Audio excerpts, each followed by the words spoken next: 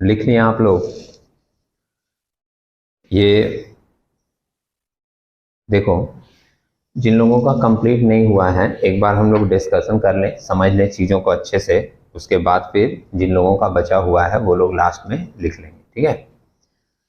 2019 का पेपर है, 18 का मैंने डिस्कस किया था, आप लोगों ने देखा, बहुत सारा हद तक तो तुम लोग ही सॉल्व कर लिए थे। अब 2019 वाला स्टार्ट कर रहे हैं, कम से कम एग्ज़ाम में जाओगे तो 4-5 पेपर प्रीवियस ईयर के सॉल्व करके जाओगे। इससे क्या होता है, आप लोगों को एक आइडिया मिल जाता है, पहली बात। और दूसरी बात, कभी कभी ऐसा होता है कि कुछ चीज़ें रिपीट कर दी जाती हैं, तो जब रिपीट किया हुआ कोई क्वेश्चन मिल जाता है, क्या हुआ, अगर आपको 1-2 क्वेश्चन भी एग्जाम में किया हुआ मिल जाएगा तो आपका कॉन्फिडेंस ऐसे ही बहुत हाई हो जाएगा, समझे। तो एक पेपर हम लोगों ने देखा है, दूसरा एक बार हम लोग देखते हैं। भैया आप लिखना बंद कर लीजिए, कंप्लीट कर लेते हैं डिस्कशन करके, फिर लिख लेना, कोई प्रॉब्लम नहीं है, ठीक है। ये ऑनर्स का पेपर है, आप लोगों के पास अवेलेबल है, देखिएगा एक बार। ग्रुप ए में 20 मार्क्स का क्वेश्चन आता है हम लोगों का। पेपर पैटर्न मैंने पहले भी डिस्कस किया था, तो आप लोगों ने देखा ही है। इसमें जो फर्स्ट क्वेश्चन है वो आपका थ्योरेटिकल क्वेश्चन है, अंडरलाइन करके दिया है मैंने। थ्योरेटिकल क्वेश्चन पूछ क्या रहा है, what do you mean by the term cost, state how cost is classified behaviour wise and element wise. तो पेपर डिस्कशन के समय में अभी मैं थ्योरेटिकल बातों पे नहीं जाऊंगा, ठीक है, हम लोग न्यूमेरिकल के ऊपर डिस्कशन करेंगे। थ्योरेटिकल चीज़ें मैंने आपको चैप्टर पढ़ाने के समय समझाई है, और साथ ही साथ आपको जो नोट्स प्रोवाइडेड है उसमें आपको थ्योरेटिकल आंसर मिल जाएंगे। तो आप लोग उसको एक बार पढ़ लीजिएगा, और ज़रूर पढ़िएगा, अवॉइड मत कीजिएगा, क्योंकि आप इस ग्रुप को अगर केयरफुली देखो तो इस ग्रुप के अंदर में आपको 2 क्वेश्चन, एक क्वेश्चन ऐसे दिए हुए हैं जो कंपलसरी थ्योरी है, मतलब आपको वो थ्योरी 5-10 नंबर का अटेंड करना ही पड़ेगा। जैसे आप क्वेश्चन नंबर 1 देखिए ध्यान से, पहला तो क्वेश्चन थ्योरेटिकल दिया है, इसके साथ और करके देखो, और करके भी जो क्वेश्चन दिया है वो थ्योरेटिकल ही है। State the elements of good cost accounting system, ठीक है। तो अगर मान लीजिए इसमें हमको क्वेश्चन अटेंड करना है तो या तो पहला वाला थ्योरी करना होगा या फिर दूसरा वाला थ्योरी करना होगा। जो लोग थ्योरी एकदम अवॉइड करके जाएंगे उनका ये 5 मार्क्स छूट सकता है। क्वेश्चन नंबर 2 देखिए, ये भी 5 मार्क्स का है, इसको तोड़कर कर दिया। 2 का ए नंबर जो पॉइंट है वो थ्योरेटिकल पूछ दिया, और थ्योरी में क्या पूछ दिया, what do you mean bye sunk cost, समझ रहे हैं। और ये जो 2 का ए थ्योरेटिकल क्वेश्चन पूछ दिया, ये आपका 2 मार्क्स का दे दिया, और 3 मार्क्स का इसमें थ्योरी कम न्यूमेरिकल पूछ दिया। थ्योरी कम न्यूमेरिकल मैं किसको बोलता हूं, जिसमें आपको पढ़ना पड़ता है थ्योरेटिकल, लेकिन उसके आंसर एक एक लाइन, एक एक वर्ड के होते हैं, न्यूमेरिकल टाइप, समझ रहे हैं। तो इसलिए इसको मैं बोलता हूं थ्योरी कम न्यूमेरिकल। अब ये क्वेश्चन क्या पूछ दिया आपसे बी नंबर पॉइंट में, mention the cost unit to be applicable against each of the following industries. इन सारे इंडस्ट्रीज में कौन कौन से कॉस्टिंग यूनिट अप्लाई होंगे ये आपको बताने हैं। अब यहाँ पर 6 पॉइंट पूछा है, और 6 पॉइंट्स का आंसर आपको एक एक वर्ड में देना है। सिर्फ आपको ये बताना है कि इसमें कौन सा यूनिट अप्लाई होगा, कॉस्ट यूनिट अप्लाई होगा। मतलब एक आंसर अगर आप सही करोगे, एक यूनिट आप सही दोगे तो आपको आधे नंबर मिलेंगे, हाफ। 6 है, 6 पॉइंट्स है, और कितने का क्वेश्चन है, 3 मार्क्स का, समझ रहे हैं। तो हर एक पॉइंट पे एक करेक्ट वर्ड लिखने पर आपको हाफ मार्क्स मिलेगा।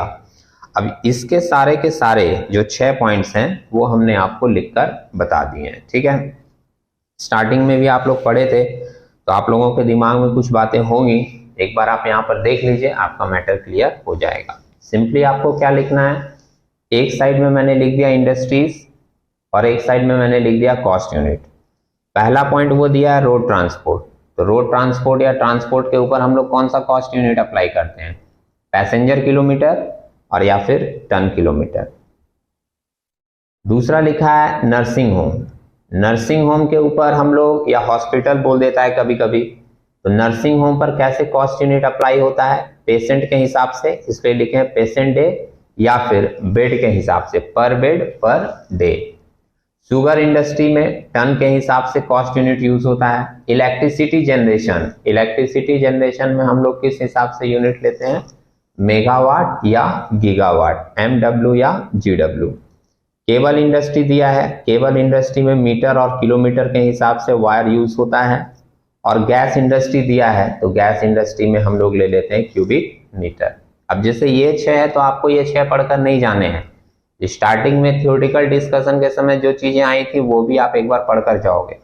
हो सकता है कि 1-2 वर्ड इसमें से हटाकर, अगर इस टाइप का क्वेश्चन दिया 1-2 इसमें से हटाकर 1-2 नया डाल दे, टेक्सटाइल इंडस्ट्री दे दे, ठीक है, सीमेंट इंडस्ट्री दे दे, तो आपको वो सारे चीजें भी जो आपने पढ़ी है वो आपको पढ़कर जानी है। पेपर डिस्कशन का मतलब होता है कि हमारा इस तरीके से क्वेश्चन हो सकता है। तो अगर ये क्वेश्चन आया है तो डिट्टो ऐसा उठा के दे दे, इसके चांसेस कम होते हैं। अगर दे दिया तो अच्छी बात है, उसमें थोड़ा बहुत तोड़ मरोड़ कर वो प्रेजेंट करेगा, तो कुछ चीजें अगर चेंज होगी तो आपको चेंज भी ध्यान में रखकर जाना है, ठीक है। हाँ, इसके अलावा एक बात मैं और आपको बता दूं, जब डिस्कशन हो रहा है तो इस क्वेश्चन में आपसे क्या पूछा है कि इंडस्ट्रीज के नाम दिए हुए हैं और आपसे पूछा है कि कॉस्ट यूनिट क्या अप्लाई होगा। एक दूसरा टाइप का क्वेश्चन भी बनता है, उसको भी देख लीजिएगा। हो सकता है कि इस बार ये वाला पार्ट नहीं पूछकर वो सेकंड वाला पार्ट पूछते। वो कैसा था हम लोगों का, जिसमें ये पूछा जाता था कि कुछ इंडस्ट्रीज के नाम दिए रहते थे और इंडस्ट्रीज के नाम देने के बाद हम लोगों से कॉस्ट यूनिट नहीं पूछा जाता था, हम लोगों से पूछा जाता था कौन सा कॉस्टिंग टेक्निक सिस्टम इसके ऊपर अप्लाई होगा। समझे? जैसे मैं आपको याद दिलाऊं एक एग्जांपल लेकर, जैसे सपोज करो लिख दिया टॉय इंडस्ट्री है तो उसके ऊपर कौन सा कॉस्टिंग सिस्टम अप्लाई होगा।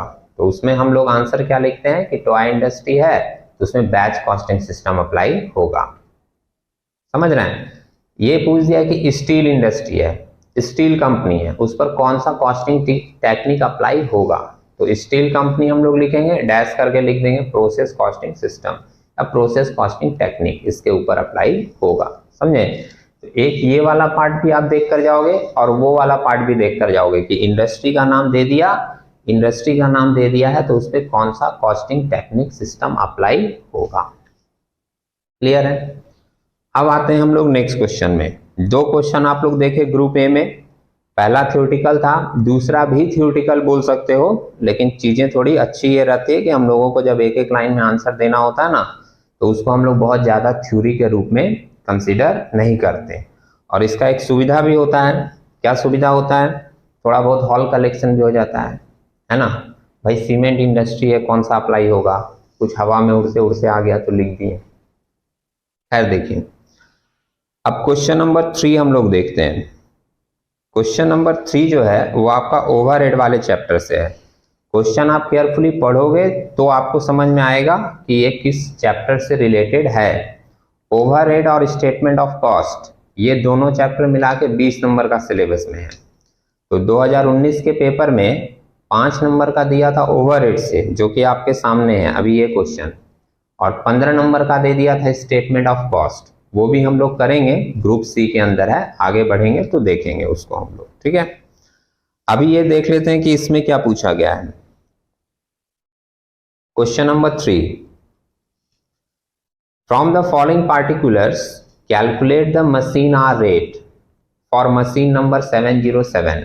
एक नाम दे दिया, मशीन का नंबर दे दिया, उससे कोई फर्क नहीं पड़ता ज्यादा, आप भी आंसर लिखने के समय वो नंबर मेंशन कर दीजिएगा।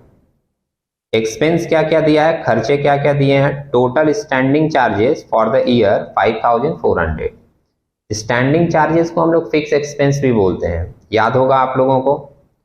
Cost of power per unit 1 रुपया 20 पैसा, और ये जो cost of power per unit दिया है 1 रुपया 20 पैसा, कॉस्ट ऑफ पावर आता है हम लोगों का वेरिएबल कॉस्ट के अंदर में। तो 2 ही एक्सपेंस दिए हुए हैं, एक स्टैंडिंग चार्जेस पूरा दिया हुआ है और एक वेरिएबल कॉस्ट में कॉस्ट ऑफ पावर दिया है। इन दोनों को लेकर आपको मशीन आर रेट मशीन 707 का निकाल देना है।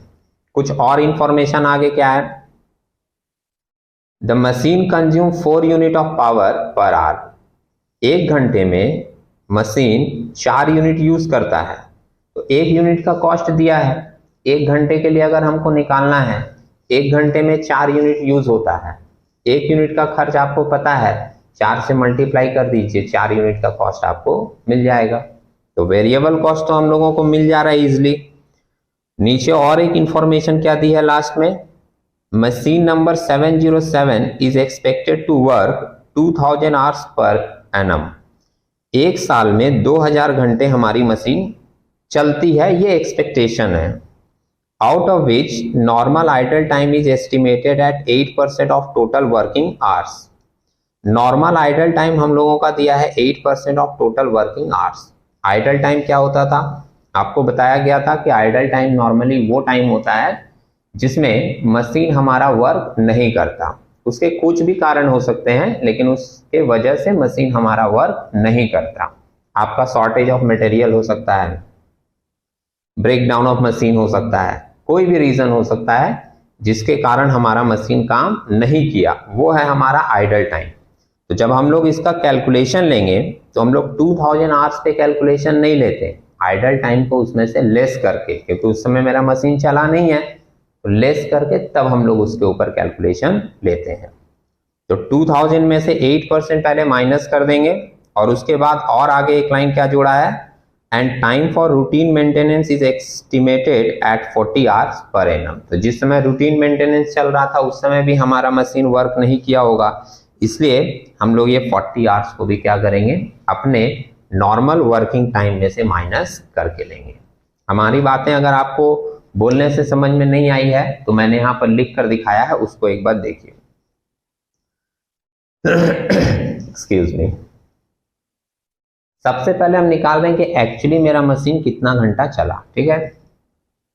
उसमें हमने जो पहला लाइन लिखा है दिख जाएगा आपको, expected working hours of machine per annum 2000 hours sums में दिया है ना, लेस नॉर्मल आइडल टाइम 8% था, तो 8% ऑफ 2000 निकालोगे, 8 दूनी 16, 160 घंटा आया, माइनस करके मेरा मशीन चला है 1840 घंटा। क्लियर है। जो रूटीन मेंटेनेंस है, जिस समय रूटीन मेंटेनेंस चल रहा होगा, साफ सफाई, उस समय भी मशीन नहीं चला होगा एक्चुअली, इसलिए हम लोग लेस कर दिए टाइम फॉर रूटीन मेंटेनेंस, कितना 40, तो हमको मिला कितना 1800 आवर्स एक्चुअल वर्किंग आवर्स। मतलब जब हम लोग मशीन आवर निकालेंगे तो कैलकुलेशन में 1800 घंटा ही लेंगे। और ये मैं आपको नई बात नहीं बता रहा हूँ, जिस समय चैप्टर आपको पढ़ाया गया था उस समय भी हमने इस तरीके का कैलकुलेशन आपको दिखाया है, ठीक है। जो लोग रेगुलर रिवीजन करते हैं उन लोगों के दिमाग में ये बात आ रही होगी। आगे हम लोग अब निकाल दे रहे हैं machine hour rate of machine number 707। एक पार्टिकुलर पर आवर का छोटा सा कैलकुलेशन ले लिए। स्टैंडिंग चार्जेस को हम लोग फिक्स एक्सपेंसेस भी बोलते हैं, तो स्टैंडिंग चार्जेस हम लोगों का दिया हुआ है 5400, ये तो पूरे साल का दिया है। और एक साल में मेरा मशीन चला कितना घंटा, एक्चुअल में 1800 घंटा। तो 1 घंटे का रेट निकालना है, कैसे निकालेंगे, खर्चे लीजिए, उसको डिवाइड कर दीजिए जितना घंटा चला मशीन। 5400 डिवाइडेड बाई 1800 आवर्स, 18 या 54 काटोगे तो कितना आ जाएगा, 3 रुपया, 1 घंटे का रेट आ गया। और वेरिएबल चार्जेस में कॉस्ट ऑफ पावर दिया हुआ है, 1 रुपया 20 पैसा दिया था 1 यूनिट का, और 1 घंटे का लेना है, 1 घंटे में 4 यूनिट यूज होता है, तो 1 रुपया 20 पैसा इंटू 4 करेंगे तो आ गया कितना, 12 चौक 48, 4.8। ये आ गया आपका वेरिएबल कॉस्ट। इन दोनों को ऐड कर दिए, 7.8 हम लोगों का आ गया मशीन आवर रेट। ये तो बहुत छोटा कैलकुलेशन दिया था सम्स में, इसलिए 5 नंबर का दिया था, ध्यान रखिएगा। अभी मैंने पेपर पढ़ते समय कहा कि ओवरहेड 2019 में दे दिया था 5 नंबर का और 15 नंबर का दे दिया था स्टेटमेंट ऑफ कॉस्ट। आपके साथ कहानी उल्टा भी हो सकता है, तो आपको हर तरीके से मेंटली अपने आप को फिट करके जाना है कि जैसा भी सिचुएशन रहा, पेपर जिस हिसाब से भी प्रेजेंट किया, मैं उसके लिए रेडी हूं, मैं अटेंड कर सकता हूं। हो सकता है कि रिवर्स कर दे, इस बार 5 नंबर का कोई स्टेटमेंट ऑफ कॉस्ट का छोटा क्वेश्चन दे दे और 15 नंबर का मशीन आवर रेट निकालने के लिए दे दे। अब मशीन आवर रेट निकालने के लिए देगा अगर इस टाइप का सम, तो उसमें क्या करेगा, फिक्स चार्जेस या स्टैंडिंग चार्जेस के बहुत सारे आइटम दे देगा, वेरिएबल चार्जेस के भी बहुत सारे आइटम दे देगा, तो आपको पूरा एक बड़ा सम्स इसके ऊपर प्रेजेंट करना होगा, ठीक है। देख लीजिएगा, उस टाइप के सम्स पहले किए हैं, उसको माइंड में लेकर जाइएगा। अच्छा, इसके साथ वापस पेपर में आ जाइएगा, और करके एक थ्योरेटिकल क्वेश्चन दे दिया है। देखोगे क्वेश्चन पूछा है, what do you mean by under और over absorption of factory overhead, state any two methods of treatment of such under and over absorption of cost accounts। तो ये वाला जो थ्योरेटिकल क्वेश्चन है ये भी हम लोगों का किससे रिलेटेड है, ये हम लोगों का ओवरहेड कॉस्टिंग से ही रिलेटेड है। ठीक है, थ्योरेटिकल मैं बार बार बोल रहा हूँ, नोट्स आप लोग पढ़ लीजिएगा, मैं थ्योरेटिकल में जा नहीं रहा हूँ, सिर्फ मैं न्यूमेरिकल क्वेश्चन ही डिस्कशन कर रहा हूँ। ठीक है, ओके। तो ये 3 क्वेश्चन तो आप लोग समझ गए। अब चौथा नंबर क्वेश्चन एक बार हम लोग देख लेते हैं। The following particulars are available in respect of a contract as on 31st March 2019। और पहला लाइन पढ़ के ही आपको समझ में आ गया किस चैप्टर से पूछा गया ये क्वेश्चन, कॉन्ट्रैक्ट कॉस्टिंग से। कॉन्ट्रैक्ट कॉस्टिंग, प्रोसेस कॉस्टिंग और ऑपरेटिंग कॉस्टिंग, ये तीनों मिलाकर भी आपका 20 नंबर का है, ध्यान रखिएगा। तो 5 का अगर यहाँ दे दिया कॉन्ट्रैक्ट से, तो प्रोसेस और ऑपरेटिंग से आपको मिलेगा इसी पेपर में 15 नंबर का क्वेश्चन, समझे। कभी कभी 5 नंबर का ऑपरेटिंग से दे दिया तो 15 का आपको कॉन्ट्रैक्ट या प्रोसेस से मिलेगा। खैर, ये तो कॉन्ट्रैक्ट का बहुत छोटा सम्स दिया है, जिसमें कॉन्ट्रैक्ट प्राइस दिया है 10 लाख का। Total cost of contract till 31 March 2019 5,50,000 का। ये क्या दिया है आपको याद दिलाएं, कॉन्ट्रैक्ट कॉस्टिंग हम लोग करते थे तो पूरा एक फॉर्मेट फॉलो करते थे, एक पेज का, है ना। उसमें जो फर्स्ट स्टेप होता था, 3 पार्ट में हम लोग सम्स को करते थे। पहला जो फॉर्मेट फॉलो होता था फर्स्ट पार्ट में, उसमें हम लोग निकालते हैं cost to date. Cost to date का मतलब क्या होता है कि जिस दिन तक का हम लोग हिसाब कर रहे हैं उस दिन तक का कॉस्ट हमारा कितना लगा है ना। वो कॉस्ट टू डेट जो हम लोग निकालते थे ना, बड़ा सा फॉर्मेट फॉलो करके, वो इसमें निकाल कर दे दिया। कितना दे दिया? 5,50,000। ठीक है, अब देखिए बहुत सारा स्टूडेंट लोग क्या है कि बड़ा सा सम्स किया है, बड़ा देख कर जा रहा है, उसको पता है कि फॉर्मेट इस तरीके से होता है, हमको स्टार्ट करना है to material issue, to labour, to plant install, to establishment charges, to other general expenses. ये सारे खर्चे दिए रहते हैं कॉन्ट्रैक्ट अकाउंट में, हमको उठाना है और वहां से लिखना शुरू कर देना है। अभी अगर वो स्टूडेंट्स माइंड उसी तरीके से सेट करके गया है कि हमको एक फॉर्मेट फॉलो करना है, उसमें ये सारे आइटम दिए रहेंगे, हम लोग लिखना शुरू कर देंगे, तो वो इस सम्स को पढ़कर कंफ्यूज होगा और उसके दिमाग में सीधी एक बात आएगी कि ये अजीबोगरीब सम्स दे दिया। आप देख रहे हो इसलिए आप समझ जाओगे, लेकिन फर्स्ट टाइम अगर आप इसको फेस करते ना तो आपके दिमाग में भी आता कि हम लोग तो कॉन्ट्रैक्ट में बड़ा सा सम्स फॉलो किए हैं, बड़े बड़े आइटम्स बहुत सारे दिए रहते थे, वहां से लिखना शुरू करते थे, वो सब तो इसमें दिया ही नहीं है। अगर आप इस हिसाब से सोचोगे आप कंफ्यूज हो जाओगे। आपको चैप्टर पढ़ा हुआ मिल रहा है, आप क्या करेंगे, पीसफुली सम्स को 2 बार पढ़ेंगे, आपको कोई ना कोई हिंट मिलेगा अगर आपकी प्रैक्टिस अच्छी है तो। आप इसको अगर एक बार में नहीं समझ पाते, आप सेकेंड टाइम जैसे पढ़ते, आपके दिमाग में आता कि फर्स्ट पार्ट में हम लोग निकालते हैं cost to date, up to date जितना भी खर्चा लगा है वो। आप ये वाला लाइन देखो फिर से, the cost of contract till 31 March 2019 तक का कॉस्ट दिया हुआ कितना, 5,50,000। मतलब कि जो फर्स्ट पार्ट है उसका कोई भी आइटम सम्स में दिया हुआ आपको नहीं मिलेगा, क्योंकि उस पार्ट में जो आप निकालते थे वो ऑलरेडी निकाल के सम्स में दे दिया। कितना दे दिया? 5,50,000।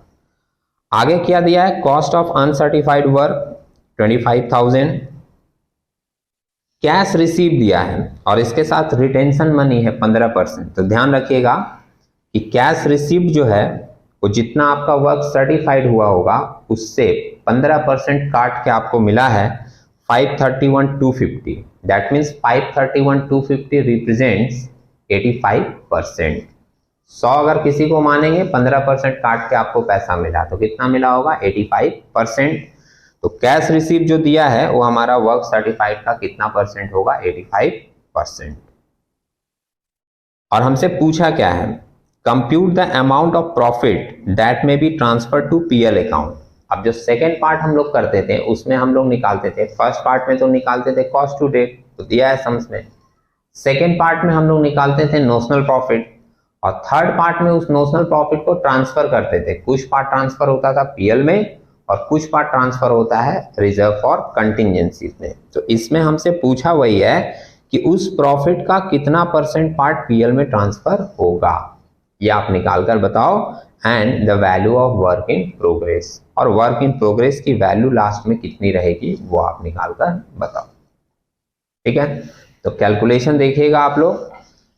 स्टार्टिंग से बताते हैं। सबसे पहले हमने लिखा है total cost up to date, जो हम लोगों को निकालना नहीं पड़ा पूरे सम्स को करके, ऑलरेडी सम्स में दिया था कितना 5,50,000। इसमें से वर्क अनसर्टिफाइड 25,000 अगर माइनस कर दें तो हम लोगों को मिलेगा कॉस्ट ऑफ वर्क सर्टिफाइड, जो कि है कितना 5,25,000 मिला। ठीक है, सबसे पहली चीज निकाली हमने, total cost up to date दिया है, उसमें अनसर्टिफाइड माइनस करेंगे, क्योंकि इसमें तो दो ही चीज होगा ना, सर्टिफाइड और अनसर्टिफाइड। तो अगर हम अनसर्टिफाइड वाला जो कि सम्स में दिया हुआ है, अनसर्टिफाइड वाला माइनस कर दिए 25,000, तो जो वैल्यू मिला वो हो गया हमारा कॉस्ट ऑफ वर्क सर्टिफाइड। ठीक है, सम्स में मेंशन किया है कि कैश रिसीव जो है वो 15% काट कर मिला है, मतलब 85% ऑफ वर्क सर्टिफाइड होगा। तो कैश रिसीव सम्स में दिया है 531,250, जो कि है 85% ऑफ वर्क सर्टिफाइड।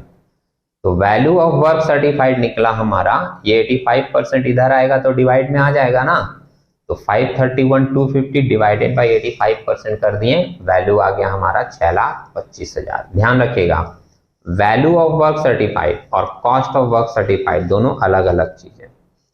वैल्यू हमारा मिला है 6,25,000 और कॉस्ट ऑफ वर्क सर्टिफाइड है 5,25,000। इसका मतलब जो 1 लाख एक्स्ट्रा है वो हो गया हमारा प्रॉफिट।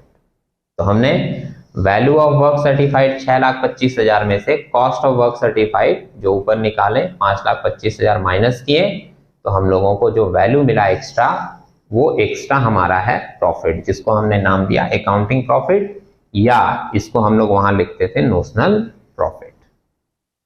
ठीक है, अब हम लोग इस प्रॉफिट का कुछ हिस्सा ट्रांसफर करते थे पीएल में और कुछ हिस्सा ट्रांसफर करते थे रिजर्व फॉर कंटिजेंसीज में, याद होगा आप लोगों को। लेकिन पीएल में ट्रांसफर करने के लिए हम लोगों को कुछ रूल्स फॉलो करने पड़ते थे। सबसे पहले हम लोगों को निकालना पड़ता था कि कितना % हमारा वर्क सर्टिफाइड हुआ है, उस परसेंटेज को ही बेस बनाकर हम लोग डिसाइड करते थे कि अब कितना पीएल में ट्रांसफर होगा और कितना रिजर्व में जाएगा। होता था सबसे पहले हम लोगों को वो परसेंटेज निकालना पड़ेगा जिसको बेस बनाकर हम लोग पीएल में ट्रांसफर करते थे। वो परसेंटेज निकालने का फॉर्मूला दिए थे। क्या फॉर्मूला था? Percentage of work certified, short में लिख दिया हमने, आपने पूरा लिखना है। Percentage of work certified to contract price. Formula क्या होता था? Work certified divided by contract price into 100। Work certified हमारा वैल्यू निकला है 6,25,000। कॉन्ट्रैक्ट प्राइस सम्स में दिया हुआ है 10 लाख, इनटू 100 करोगे आपको मिला परसेंटेज कितना? 62.5। अब रूल क्या था कि अगर ये परसेंटेज 50% से ज्यादा है तो 2/3 ऑफ नोशनल प्रॉफिट ट्रांसफर होता था प्रॉफिट एंड लॉस अकाउंट में। इसी को बेस बनाकर यहां लिखें, since the above percentage is more than 50%, therefore amount transferred to PL account equals to 2/3 into notional profit into cash received divided by work certified। Formula था ये, याद आ रहा होगा किसी को? 2/3 ले लिए इंटू प्रॉफिट हम लोगों का निकला है 1 लाख रुपया, ये इंटू कैश रिसीव सम्स में दिया है 531,250 डिवाइडेड बाय वर्क सर्टिफाइड का वैल्यू यहां हम लोग निकाले 6,25,000। इसको आप सॉल्व करो, सॉल्व करके आपको ये मिल गया कि पीएल में ट्रांसफर हो रहा है हमारा 56,667। ये पहला चीज पूछा था जो कि यहां पर निकल गया। दूसरा और एक चीज पूछा है कि value of work in progress 31 March को कितना होगा। तो सेकंड एक कैलकुलेशन कर दिए, calculation for value of work in progress as on 31 March 2019, जिसमें आपको सिंपली दो चीज लेने होते हैं। वैल्यू ऑफ वर्क सर्टिफाइड जो आप निकाल चुके हो 6,25,000, वैल्यू ऑफ वर्क अनसर्टिफाइड जो सम्स में दिया हुआ है 25,000, ऐड करके आ गया हमारा 6,50,000। इसमें लेस कर देते हैं हम लोग रिजर्व फॉर कंटिजेंसी। अब रिजर्व फॉर कंटिजेंसी हम लोग कैसे करते थे? जितना प्रॉफिट आता था उसमें से कुछ पार्ट ट्रांसफर होता था पीएल में और कुछ पार्ट रहता था रिजर्व में, है ना। तो 1 लाख का हमारा प्रॉफिट है जिसमें पीएल में ट्रांसफर हो गया कितना 56,667 ये, तो बाकी बचा हुआ पैसा ट्रांसफर होगा कहाँ, रिजर्व में। तो रिजर्व फॉर कंटिजेंसी हमारा कितना आएगा, अगर 1 लाख में पीएल वाला माइनस कर दें तो रिजर्व फॉर कंटिजेंसी हमारा होगा 43,333। और ये आप value of work certified uncertified दोनों को जोड़कर रिजर्व फॉर कंटिजेंसी माइनस कर दें तो आपको मिल जा रहा है 606,667, जिसको हम लोग बोलेंगे value of work in progress. Clear है। अभी जिन लोगों का लिखना नहीं हो पाया था वो एक बार इसको नोट कर लीजिए। नोट करने के बाद अगर मन में कोई डाउट है तो एक बार पूछ लीजिए, मैं उसको फिर से बता दूंगा। उसके बाद फिर हम लोग चलेंगे आगे के प्रोसेस में ग्रुप बी में। ठीक है, ओके, थैंक यू।